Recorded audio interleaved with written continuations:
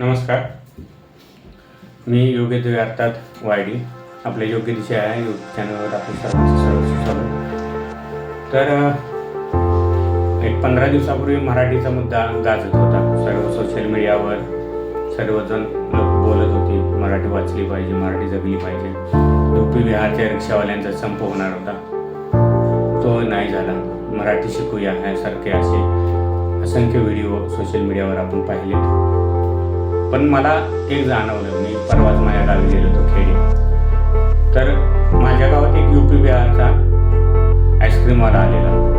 मी तिथे थांबलो, त्याला विचारलं तर तो हिंदीत बोलत होता. तर मी त्याला म्हटलं की देखा आप मुंबई में क्या हो रहा है, भाषा की सक्ती केली हो. तर पण मला एक जाणवलं की जर, आणि तो माझ्या गावात 2 वर्ष राहिलेला, त्याच्या नंतरच्या आत्ताच्या रिसेंट तो आता सध्या एक सोंगुरी या गावात राहतोय 2 वर्षापासून. तर मला एक मुद्दा सांगायचा आहे की आम्ही इकडे मुंबईला येतो आणि इथे काम करतो, आम्हाला काय वाटत नाही, कारण हे माझं राज्य आहे, माझी मराठी, माझी मुंबई. पण यूपी बिहारची लोक माझ्यासारख्या छोट्याशा गावात, खेड्यासारख्या गावात जाऊन व्यवसाय करतात. ते माझ्यासाठी खूप खरंच गोष्ट आहे.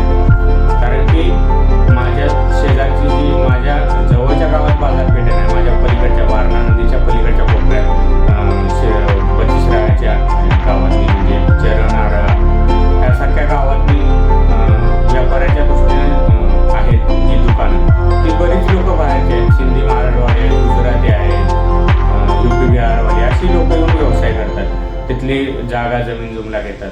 तर हे कुठेतरी थांबलं पाहिजे माझ्या दृष्टीनं, असं मला वाटतं. कारण की मराठी माणसांनी गाव लेवलच्या ज्या काही उद्योग व्यवसायाच्या ठिकाणं आहेत, ती जागा आहे ती आपणच घेतली पाहिजे.